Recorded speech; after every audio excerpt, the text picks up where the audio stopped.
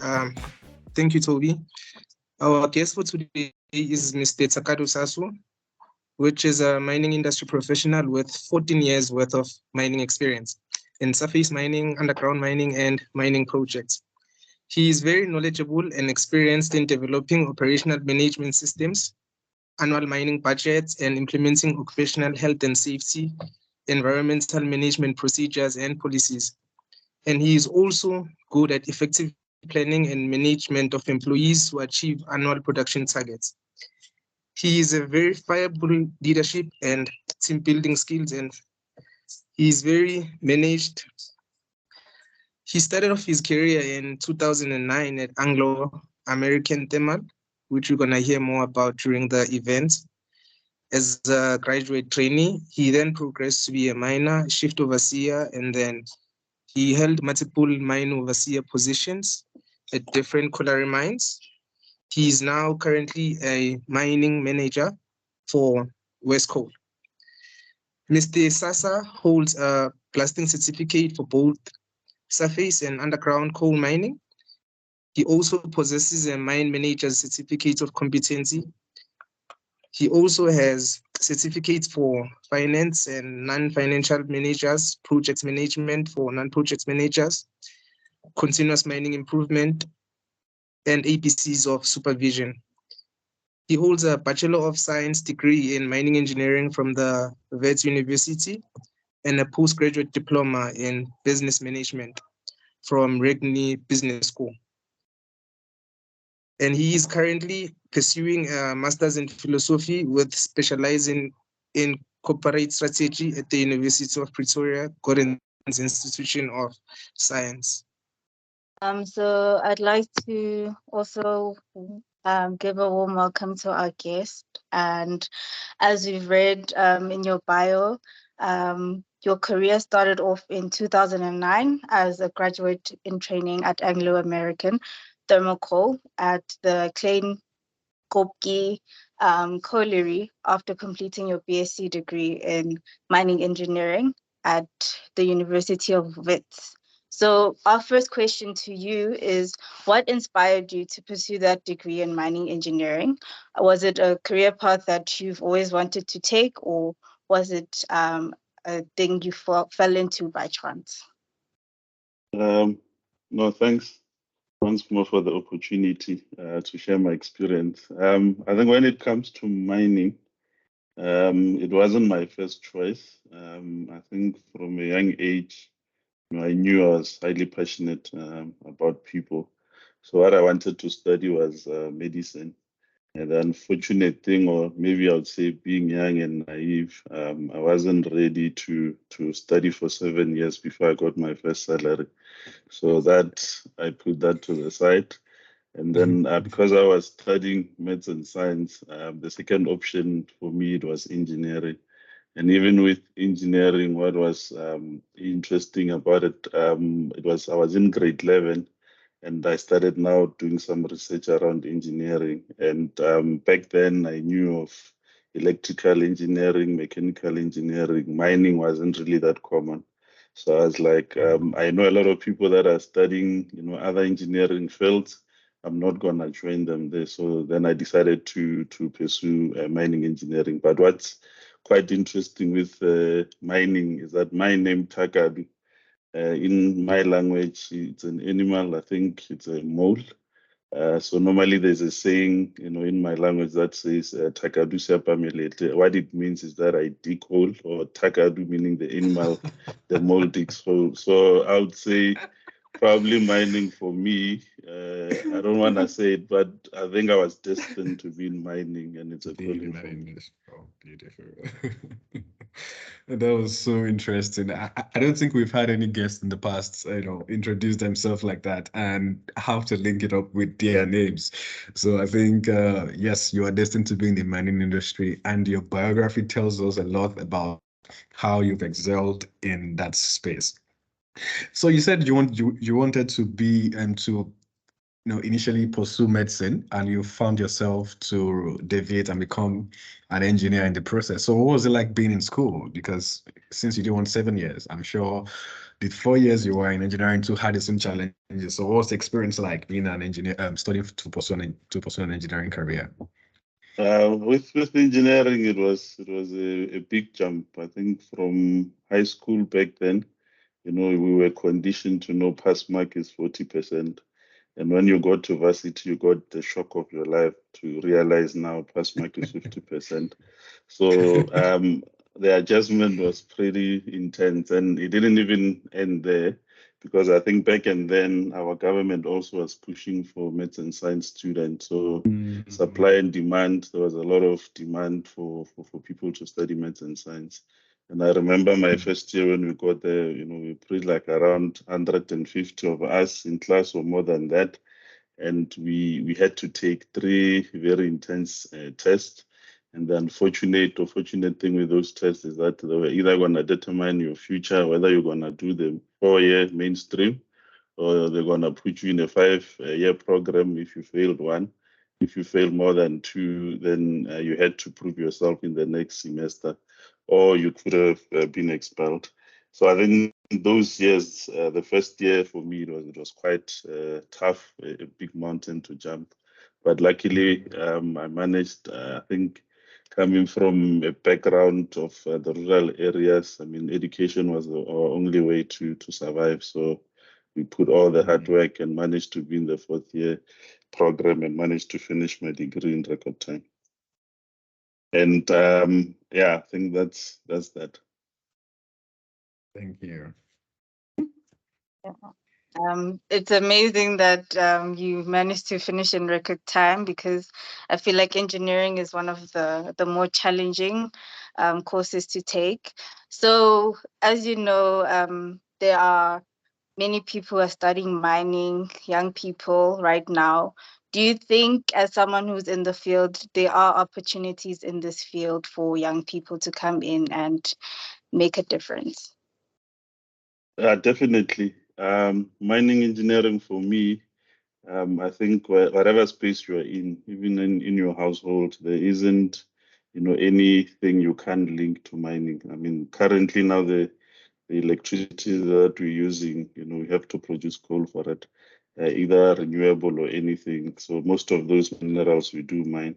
The laptops that we're using, the cell phones, they're linked to mining. So I highly believe, even though the world is changing at a faster rate, we're in an era of technology, we're in an era of global warming, renewable energy, your environmental and social governance. It's impacting us highly. You're having sustainable development goals that we have to, all world leaders are committing to. So looking at mining, I think it will still be here for years to come. And I think what we've seen with mining for the longest time, we've been able, if there's one thing or something that's great about mining, it's how we're able to adjust and transition to the current challenges. So the only thing I think where maybe we might be lacking, and I'm hopeful, when I was busy studying my master's, I had a chance to interview one of my professors at Wits. It was quite encouraging to hear that the curriculum now, they're changing it to suit the current day-to-day or what is happening around the world, because mostly our curriculum are still traditional. They're still teaching us the mining methods. And if you look at where we are now, things have changed. The technology is impacting us, making our job easier. AI is threatening our job. So I'm quite encouraged to see that some varsities are taking this change into account and trying to change the curriculum so that it suits us. And yeah, I think we've seen also some of our South African mines, your Belfast mine, because what I see now is that your traditional mine manager who used to have to be at the mine, sit in an office, aircon, that is slowly changing because of technology. You have a Belfast mine that anywhere in the world, it's an Exero mine, it's a digital twin mine, it's a smart mine. So you can have access to the whole value chain of the mine anywhere in the world. And for that, I think what that is doing to mining in general is it's telling us that you don't really need to be in an office. You could be anywhere. In Australia, they have automation on their trucks. So there's a lot of things happening in mining. Mining is not going anywhere. We still need the minerals for our existence, and therefore I still see a great future for future students coming through. And I would say what's important, or what will make mining more attractive, is for us to be able to embrace the technology, to position ourselves into this renewable energy, and ensure governance and compliance at the center of mining.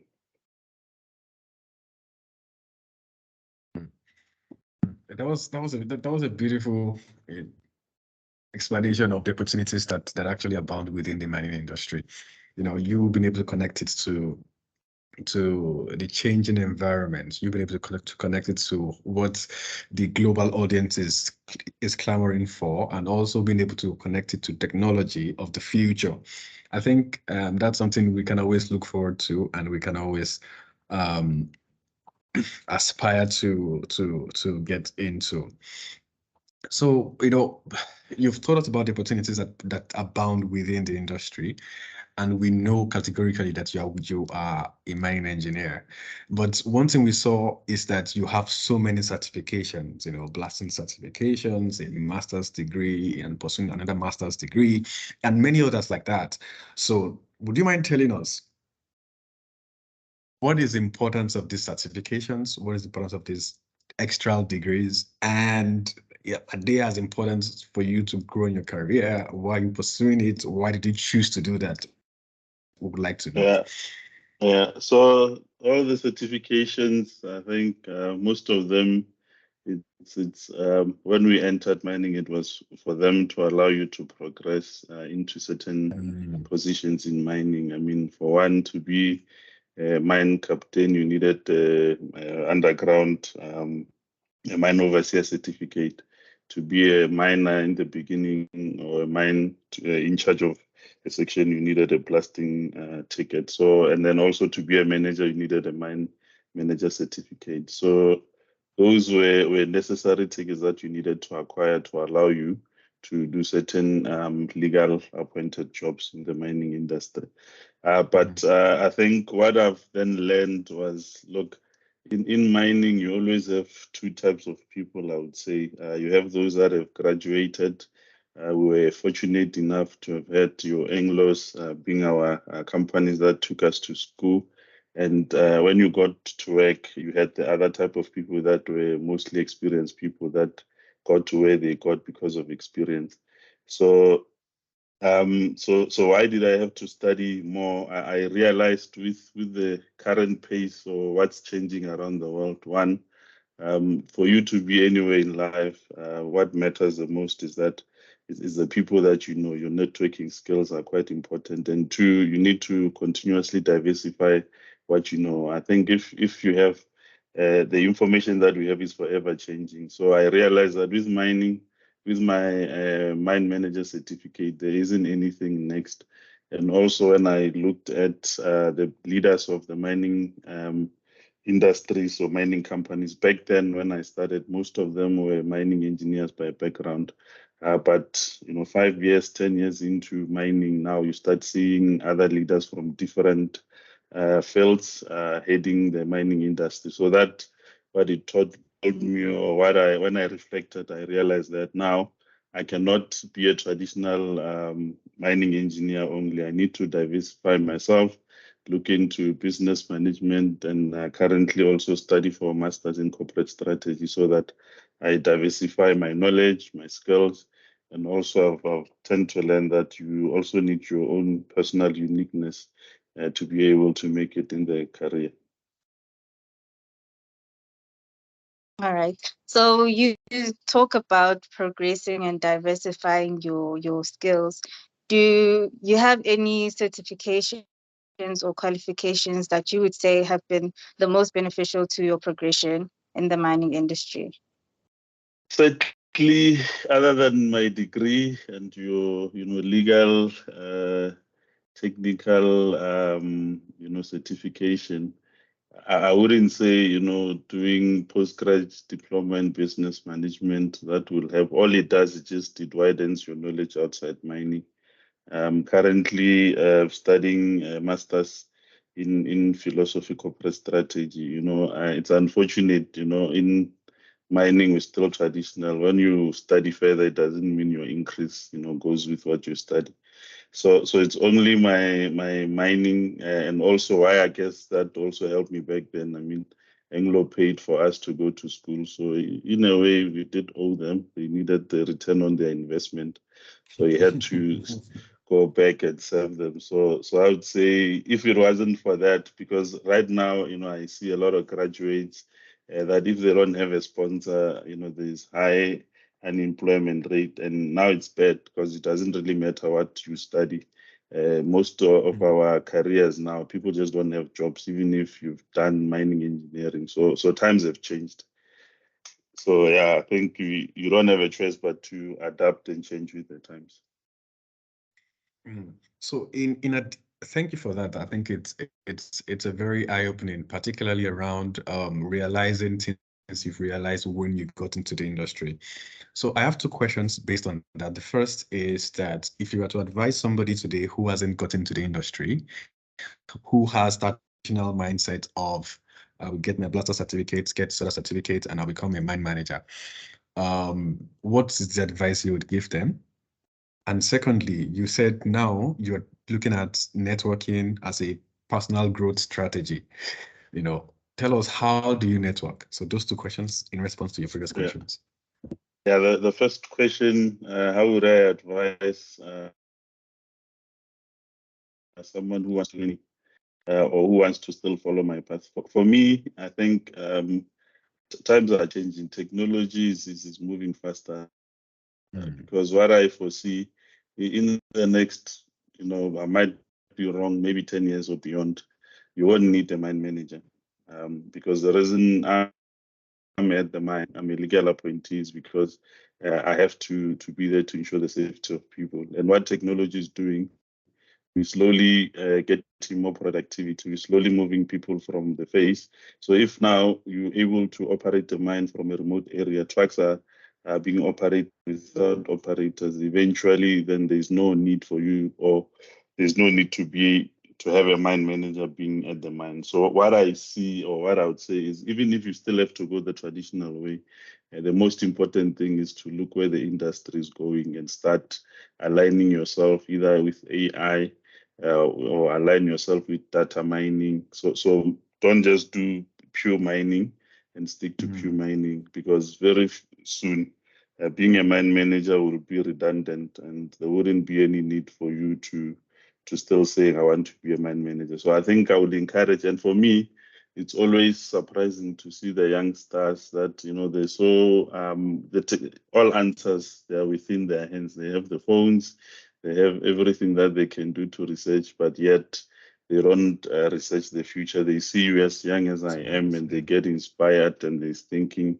no, I still want to be a mine manager. And I'm like, yes, you'll be a manager, but you'll be managing machines, not people. So just diversify what you want to learn so that you can be that future mine manager. But I don't know, the future mine manager won't be like me. Who knows? It might even be an AI robot. We'll never know.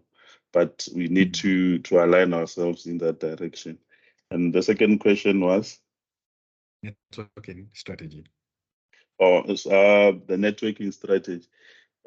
Look, I think what I've learned is the more you do postgrad courses, it's one strategy for me, because what that does, it allows you to meet industry leaders from different parts of the world, from different industries.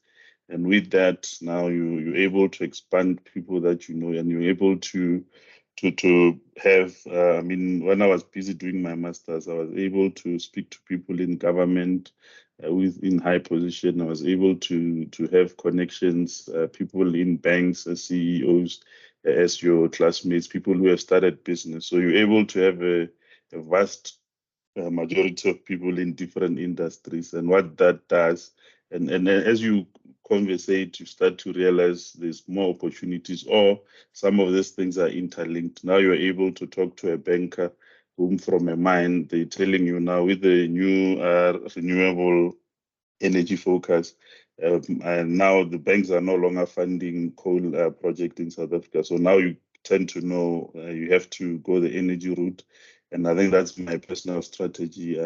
Studying more allows me to network to more people. Thank you. That's interesting.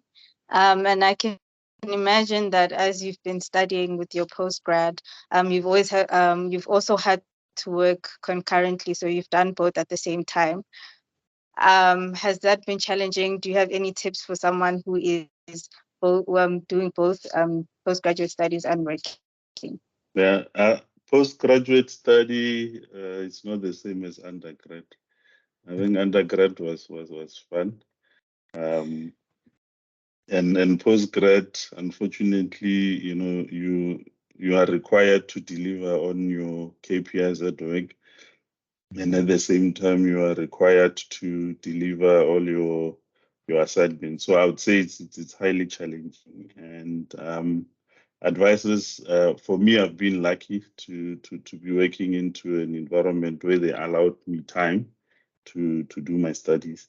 So I think if you don't have that kind of support from work, it becomes difficult. And then also with family and friends, I had to let them know that they wouldn't be seeing more of me. It's not that I don't love them. It's just that work is highly demanding. And yeah, it's been a very challenging 2 years. But what I've learned through the process, and I think it's the first time in my studying life I understand that why undergrad students, they can't handle the pressure, because what the studying does, one day you're confident, you know what you're doing, the next minute you don't know what you're doing. So it evokes a lot of emotions. And if mentally you're not strong enough, it's easily for you to quit.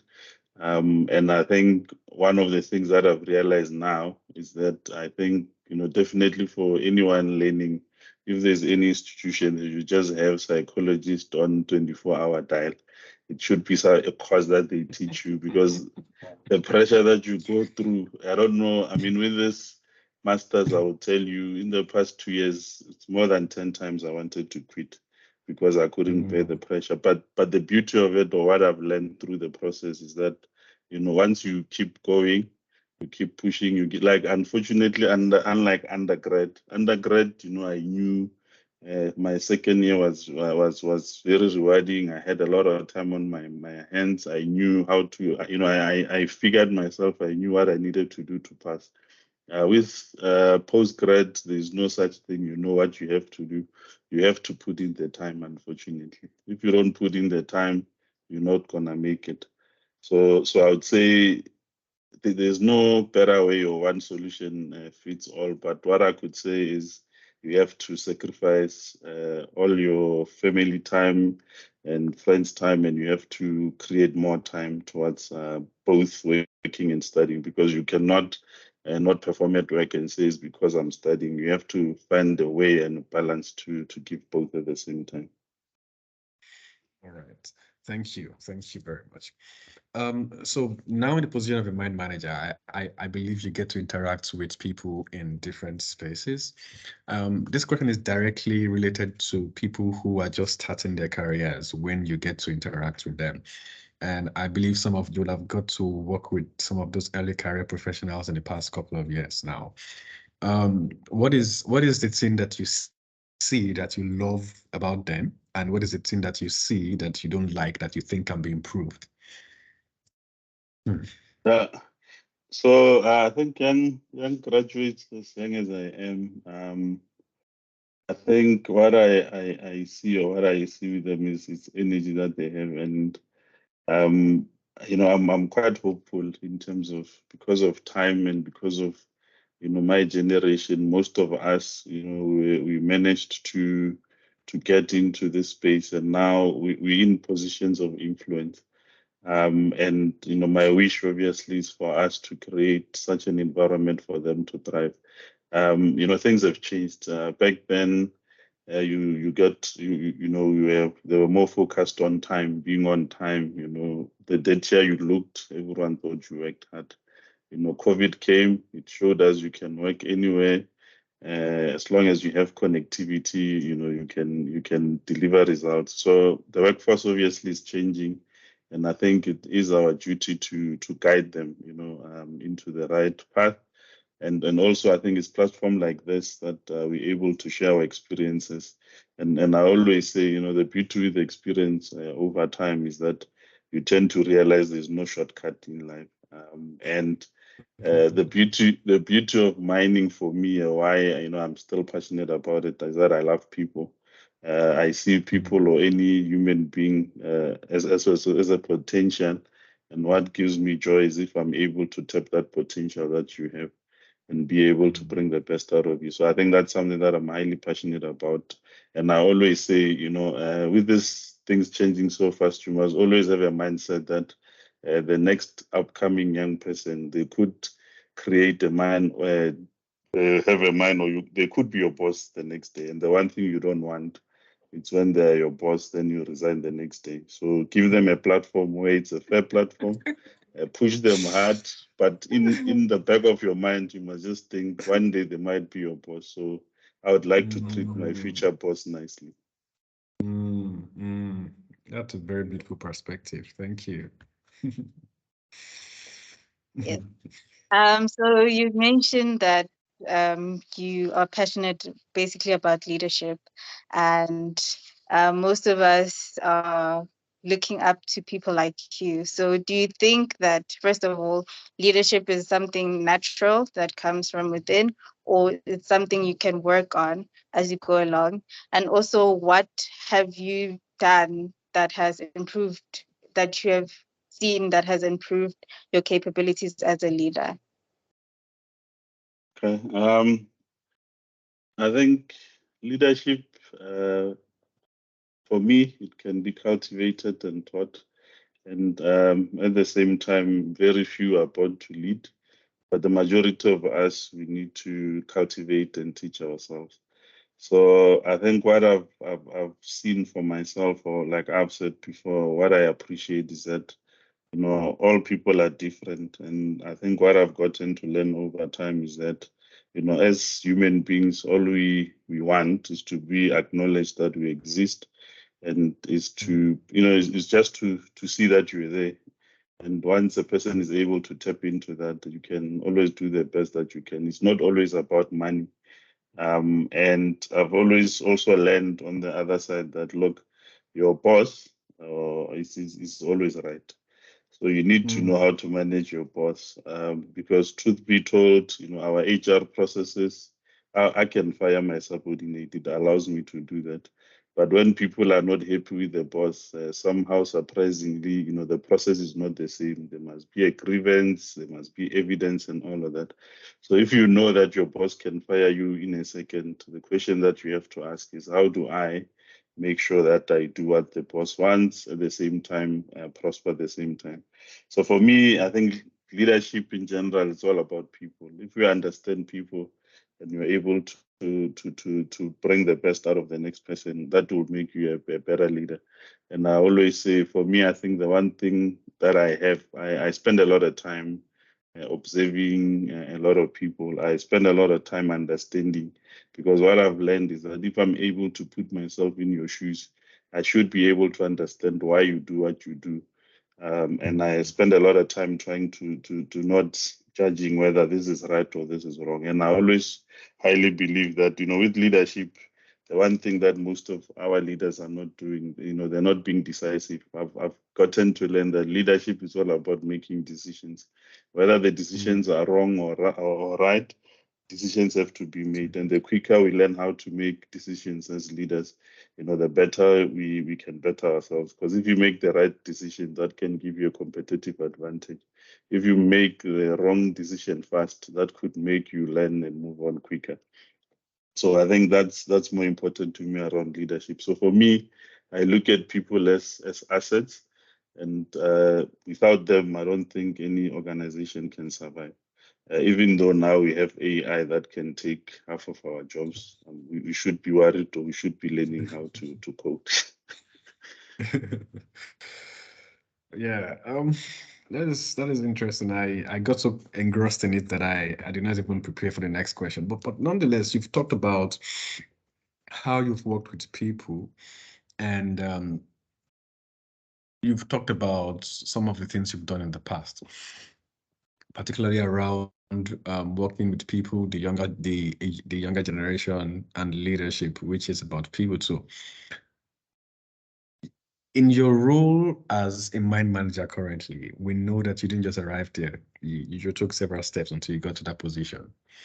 Would you mind helping us understand what those roles were that you filled before you got to that position? And do you think, because you did mention about things transitioning and things changing, do you think that would be the, maybe for the next 5 years, because you said things are changing very fast, then would you think that is going to be the next, the consistent method by which people would continue to, grow within the mining organizations currently, or in the future? 5 years time frames. 5 years time frame. Yeah. So yeah, I think my roles, starting in the career, it was 2009. I started, the first thing you had to do back then was to acquire your blasting ticket. The blasting ticket, what it allowed you to do, it allowed you to become a miner or a phase boss, as they would call it. So what that meant is that you were in charge of a crew in a section, and you're directly in the production phase. So you have to ensure production, you have to ensure safety with this crew. And back then you have to be on shift. And then the next career movement after you would have spent some time as a miner. Typically my path, I think as a miner, it took me almost 10 months to a year. And then luckily, the next in phase was to become a shift boss. But for me, I was never really appointed as shift boss, because I got in that space of 2 years, I managed to write my mine manager certificate. And when I got my manager certificate back then, our company, when you got a mine manager certificate, they would have a mine engineer position for you. So I skipped the shift boss position, but I didn't really like the mine engineer position as much. As usual, I would call it a minister without portfolio, because there wasn't really much to do. You were just given a title. At the same time, they could use you as a shift boss. It's like you were a standby or acting person, that when a mine overseer is not at work, now you act for a mine overseer. When a shift boss is not there, you're a shift boss. So I really wanted a definite position, and that was to become a mine overseer. A mine overseer, now you're in charge of shift boss, you're in charge of a section or 2 sections. And after that, then you would have to.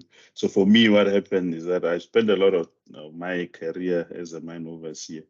And I think those were the most frustrating times of my career, because, with the people that I graduated with, probably I was the longest serving mine overseer back then. But what kept me going, because now what would happen, you'd have graduates coming, going beyond you. Others would be given, performing sections. You are given the out-by sections where all you have to do is safety. If you hit a geological structure, then they call you. Now you're only known for fixing geological things, whereas other graduates would be given sections where they would perform, they would hit their millionaire status in tonnages, and that propelled them to be promoted. So for me, I think that was quite frustrating. But I think what kept me going was the idea for me, which even now, after being with Anglo for a long time, almost 8 years with them, I look back and I realize within that 8 years, what I allowed myself, or what I kept pushing for, was to, if I see that I don't have a future here as a mine overseer in a certain shaft or in a certain mine, I would say I've spent 2 years there, I've done my part. Then I requested to move to other mines so that I can do the same thing. So in the 5 years that I was a mine overseer, I managed to do almost 3 mines. I managed to gain my underground experience, and also I managed to get the start of the open cast experience. So what that did for me, it allowed me to widen my knowledge and my growth. So I didn't really focus on whether other people were coming before me or anything. I just focused on myself. And I must say, now a couple of years later on, I look back and I think I'm quite grateful for that experience, because it taught me not to give up, and also it taught me to look for other things to push through. And I think where I am now, I'm probably one of the few guys that have been, given an opportunity where I have, both an underground blasting ticket, open cast blasting ticket.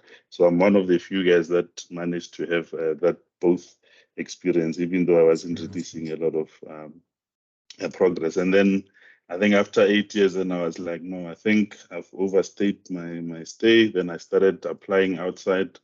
Other than Anglo, then I started getting job opportunities to become a production manager. I joined Glencore for 2 years. And then after 2 years again, my strategy was simple. It's a 2-year strategy. First year, you're trying to figure out the culture in the company. You're trying to see who's who in the zoo. Second year, you don't have a choice, but you must now be impactful. You must see why we've hired you. And then third year, I normally have that one-on-one with myself. Why am I still here? Is there more to do? Or what do I do? Then normally with Glencore after 2 years, then I had to make a call. I think what I was there for was enough. Then that's why I decided to join the current company with a promotion. And unfortunately, I'm almost past that 2 years again. I must do that that introspection again. Yeah. So for the young coming ones, do I think they will follow suit the same path? I think things have changed so much because now what has happened, or why also the progression is not as fast as it happened back then, is that, probably me being black, we were, if not the second or third of, almost 5 generation of graduates entering mines. And I think now what has happened, the demand is no longer a lot. I mean, even now from a mine manager all the way, or GM all the way to a face boss, all of us now, we have a degree in mining. And 2, we're still young. So back then, the advantage was most people that held higher positions were experienced people, and they had to go on pension. So that's why it allowed us to move faster or up the ranks. But now all positions are filled with us young people. So we're still looking to retire at 65. So now you might have to wait 20, 40 years for you to be promoted into the next position. So I don't see it being that traditional. And I'm saying at least the beauty of it now is that everyone is forced to look at mining differently. You have to say, what can I do that's different from the next person? And that's why for me, it's more important now to study beyond what mining is. If it's technology that you see, it will propel you further your studies in that. You cannot just be a traditional person. I mean, most of us now, I also tell people, the reason why I haven't studied MBA is the issue of demand and supply. There's been a lot of people studying MBAs. MBAs is highly expensive. My personal take on it, I think it's a great course. I'll do it one day if I have to. But what it has done is the same thing with studying now. Just for you to be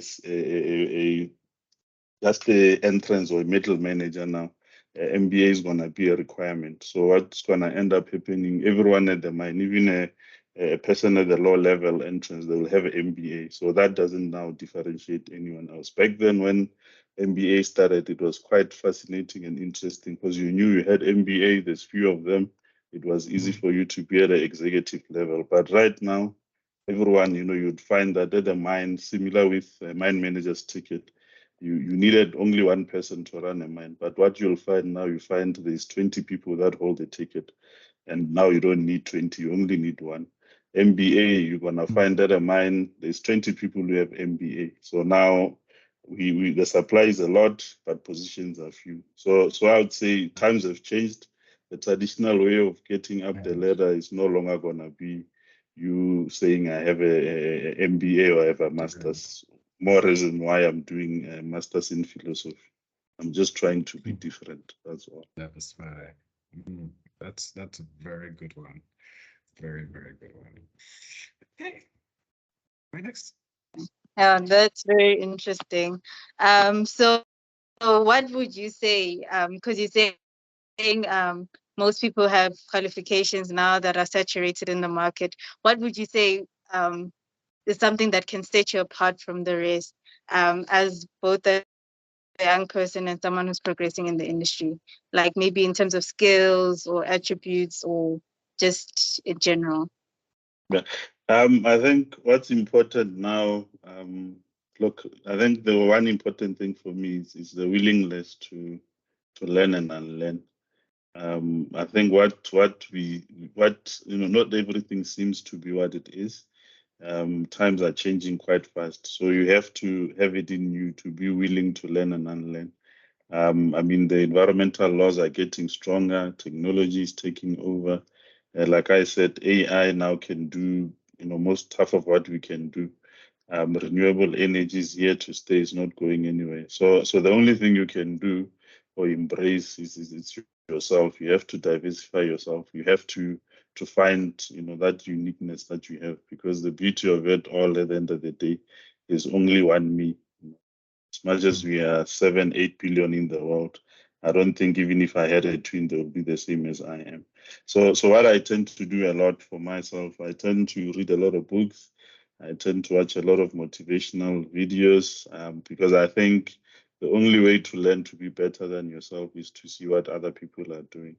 And I think we mostly need this vitamin M for motivation, just to continuously improve ourselves. And there isn't any other way of doing it except spending time in learning. And I think the other one important thing also is to spend time and learn yourself more. The better you know yourself, the better you know what it is that you have to do. And I would say what I've learned in the career that I've had was that we always thought performance is what will progress you forward. And I've gotten to a point where I realize it's about who you know.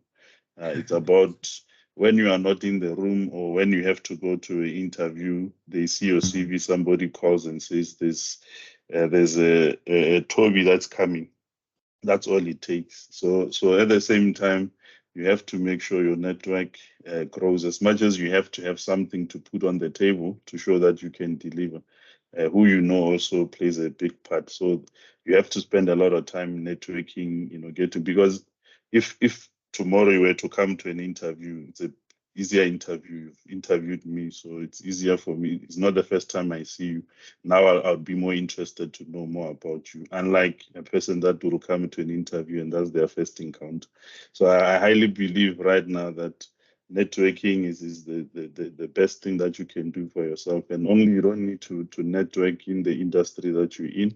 You have to network outside the industry that you're in, because other things that are happening in other industries, you can be able to be the one that maybe introduce them into mining. And who knows, that might just be your break in the space that you're in. Absolutely. Absolutely beautiful. So in the mix of all of these things, or in addition to all of these things, do you think mentoring has any role to play?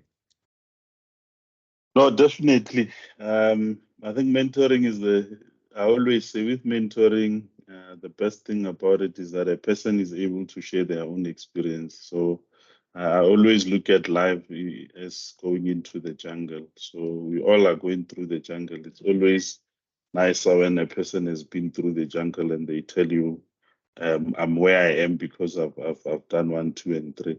So I think it's a key thing. But unfortunately for me in my career, I don't think I had really a lot of mentors, other than I self-mentored myself a lot. But what I've realized now, going further in life, is that you always do need mentors. And for me, I think I'm in a position where I'd like to give back as much as I can, share my experience as much as I can, and mentor as much as I can. But mentoring, I think, it's what you definitely need. It's something that make you avoid the same mistake we're all making.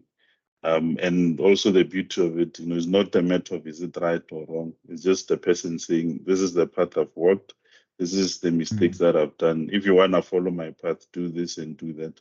And that, what it does, it can propel you faster than you having to learn the same mistake and going through the same path that we all went. So I always am quite passionate with young students to say, look, our careers were not as it seems. We had our challenges, and I highly refuse for people that come after me to go through the same experience. I mean, it's 14 years later.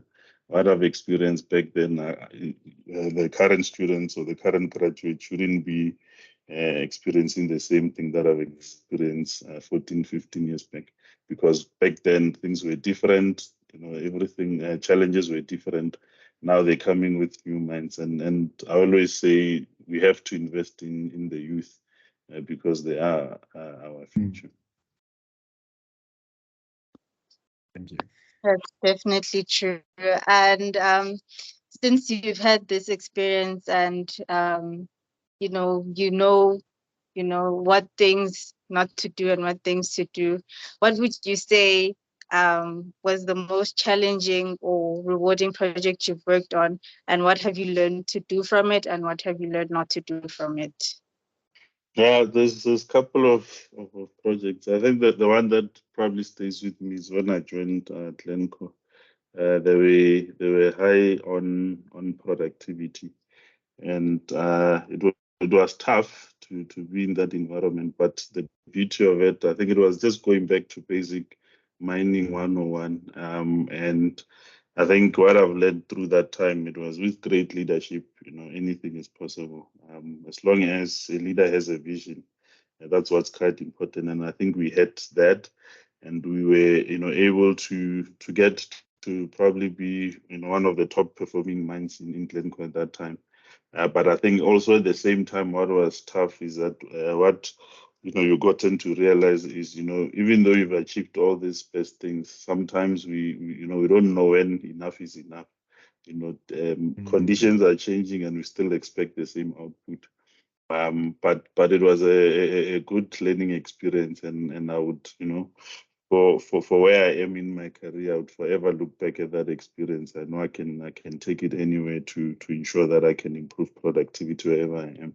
And then the other one where I am, we working in it's a small mine compared to these big companies that I used to work with. And I think the biggest one, or where I work, is we mostly have a lot of contractors that are doing almost 99.9% of what we do.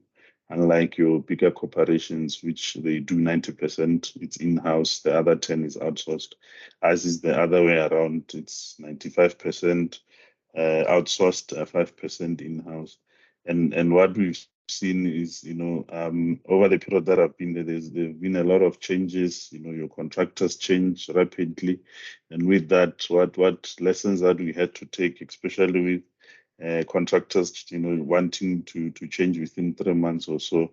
One, you have communities that are highly unstable. People could lose their job. You could lose productivity. So we had to engage into projects where we match your outgoing contractor and the one coming in, so that you have a seamless transition. So there was a lot of strategies around that I've learned. And the other one, like I said, the area we work, the communities is out of this world. They're highly entitled.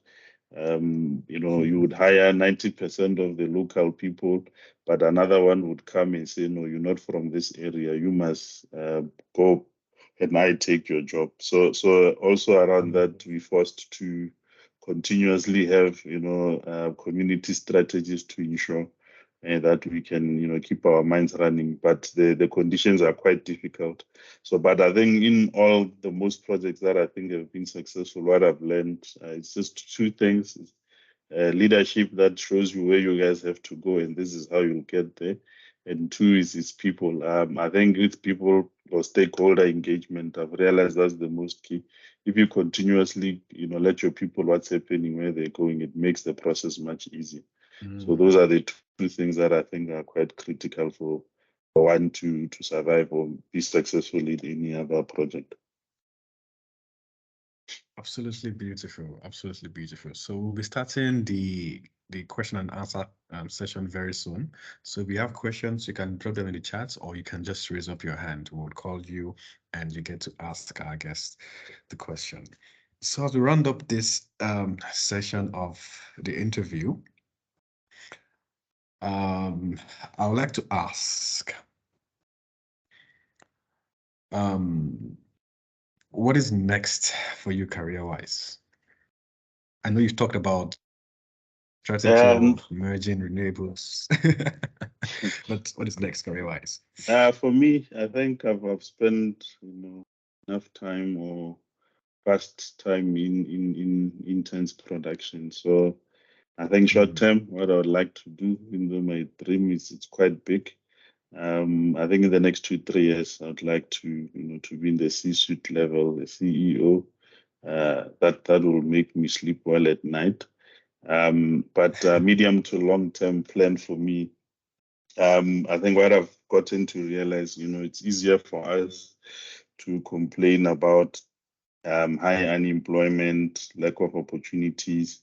And I think as for my name and as for my calling, I would like to open up a mine so that I'm able to give the youngsters opportunity and be part of the solution to the problems that we see. And I think I look back now in the journey of my career. I've started from big organizations to learn systems. I've gotten to small organization now to learn real politics and to be exposed to your customer. I mean, where I am compared to if I was in a bigger organization. Bigger organizations have a lot of resource, so a lot of people tend to do a lot of things. Smaller organization is quite lean, and few people are expected to do more.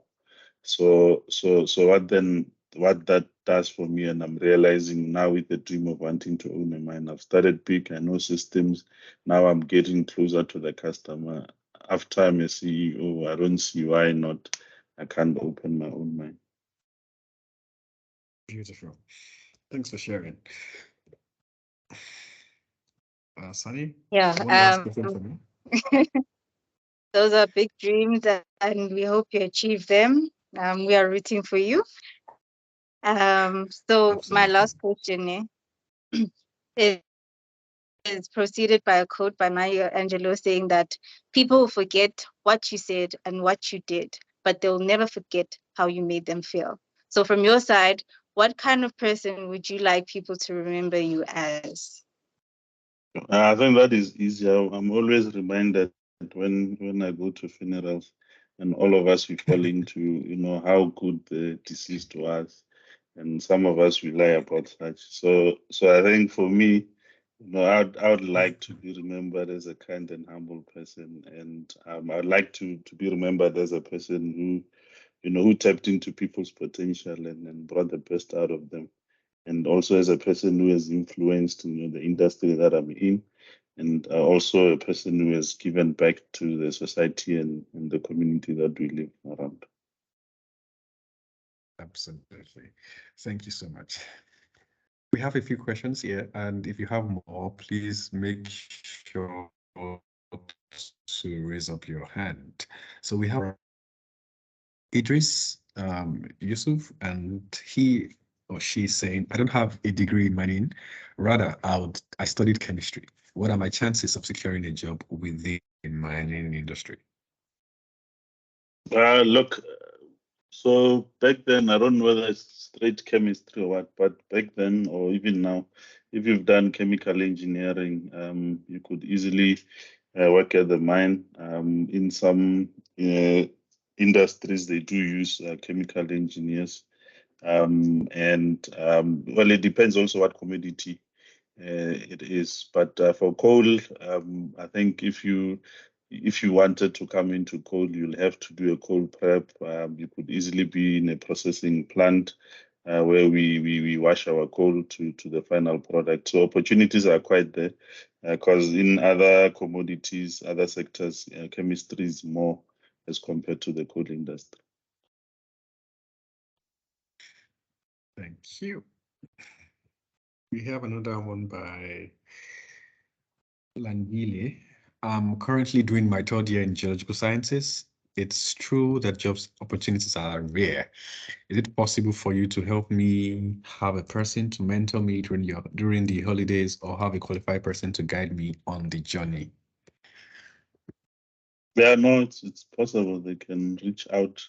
And I always say what I've also learned with mentorship is it's always also good to have different types of mentorship. A person that you want to be in the industry, a person that is outside your industry, so that also they can give you a different perspective on the industry that you are in. Absolutely. So what I would just suggest, Langili, is that you put your email in this chat, and we'll reach out to you. And I guess we'll start how to facilitate the connection. All right. So Dominic is asking, good day. I would like to know what Mr. Saasa has done in order to be recognized by EXA as a pro engineer. Look, I think with EXA, I'm just a normal candidate back then, which I think I had dreams to be recognized as a professional engineer. But probably if you go to the EXA's website, it's easier. But to become a professional engineer, I know you needed to have at least a minimum of 4 to 5 years. You needed to have done a project that you have to submit that project, and once they've accepted you, they have to call you to interview you to be a qualified engineer in that profession. So you can still do it, but if you're still new in the industry, the first thing to do, join EXA, become a candidate engineer, and as you gain experience, make sure there's a project that you do that you can later submit after a couple of years. And then also you can always reach out for people that have done that. So with me, I never gotten to that end where I could say I'm a PR range engineer. Oh, thank you. Yande, you raised up your hand. Do you really like to use your mic instead? Oh, thank you. I'm a lecturer in the School of Mining department. Yes, Carl, please unmute. We can hear you and let us hear you. Thank you, Mr. Tobi. Yes. Thank you, Mr. Thakadu, for coming today. Mr. Thakadu, my question was mainly around opportunities for VIQUEC at your organization. Do you have any opportunities for VIQUEC or internship currently? Yeah, we do take internship, but what we've gotten to do now, I mean, the internship is for 2 years. We do have, but then what happens now, because of also demand and supply, after 2 years, unfortunately, if there isn't any job within the organization, then we have to let you go, so that we can take more new current students. So we do that on a yearly basis. But as is now, I think we just recently recruited our interns, but we do that on a yearly basis. All right, thank you. So we have from Yande, thank you for this informative session, I believe. I'm a lecturer in the mining department. What would you like to see change in teaching and learning that your graduates may benefit when coming to the industry? And lastly, coding and programming is taking up space. I would like to be a part of that team when you open up your mind. Thanks for that. So I think for me, look, and maybe let's talk about coal for one. I still believe, or my view on coal is that, of course, the Ukraine-Russia war has made coal prices shoot up the sky, but I foresee this as the last boom for coal. Because in the background now, a lot of developed countries have realized, before the war, everyone was moving in the direction of renewable energy, cleaner earth, and everything. And there were a lot of, Paris Agreement that most leaders signed towards that. And with the war, of course, that changed the pace at which they needed to transform or to go into renewable energy. So they had to, yes, go back because they depended on Russia for other things. But what I've seen, or what I see other companies are doing a lot, they're investing a lot of money into renewable energy. Yes, you still have Africa that is still highly dependent on coal. I don't see that changing. But also what's challenging now is that it's difficult now to open a coal mine because even the banks, they don't want to, help with funding. So as much as the war is making us have these crazy prices, after everything cools down, I think then we're going to realize that coal won't be the top 5 or top 3 as a the commodity that we need for energy. So in the background, there's issues around renewable energy. So I think the schools need to start teaching about renewable energy, because with renewable energy, what I like about it is the opportunities that it gives. Your cobalt, other commodities now are becoming of interest. So the mining schools now need to be the lead in terms of, now you have cobalt, where are those resources in the world?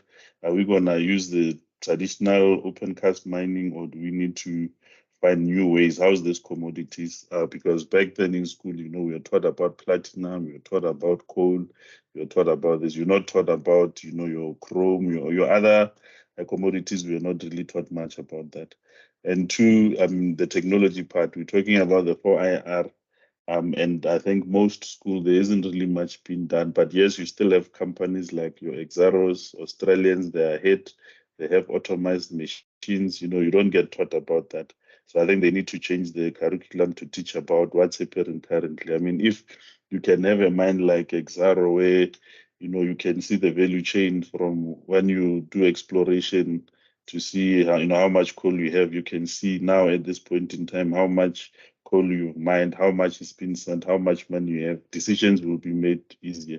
So twin mine, all this technology needs to be embraced. AI is coming in fast, and there's data analyst. I don't think it's only coding that we need to learn. I think what we have to learn as mining is, even though the technology is here, how can it enable us to do better the job that we do? Because eventually what technology is going to do is going to make us be more efficient and more effective in what we do. And then the third leg is to do with your ESGs, these environmental issues, these governance issues, society issues, the 17 sustainable governance issues. So you also have to look into that and see, as a mining company, how do we position ourselves? I think gone are the times where a mining company will come into the mine to a community, and all they will do, they'll build schools, they'll do minimum things, hire people. So things have changed. And I mean, we've also seen locally, the disaster. When a mine has a disaster, we had a failed dam that happened in the Free State, and we've seen the impact of that. So we cannot also ignore the environmental part of things. So I think for higher learning institution, they have to say, what does ESG mean for a mining graduate, so that by the time you get into mining, you know the impact of ESG, you know the impact of environment, and we can come with different solutions to address those current issues. Thank you so much. We have another one from Kosinati Sambo. How can a person who does not have a mining degree make their way into the industry? I think I answered it initially, but yeah, let's hear again. Yeah, no, how? Look, it's easy. It depends what you want to be into the mining. But I also realize, like, now with technology, I mean, you can easily go into IT, technology, the AI. You could go into that space, and also it's not only about the mining degree. We still do have doctors, you still have lawyers working for mining companies, you still have accountants. So all different fields are there. It's just obviously miners used to be the key focus for running production, but that is changing. I mean, if you're gonna have a mine that you don't have people at the mine, there's no need for a Thakadu to be there. So it means anyone else who could be anywhere else in the world and be able to run a mine without being on the mine, you should be able to get into mining industry. Okay, so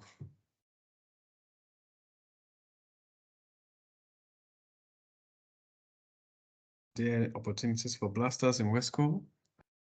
So for us, like I've said before, we mostly using third party or as contractors.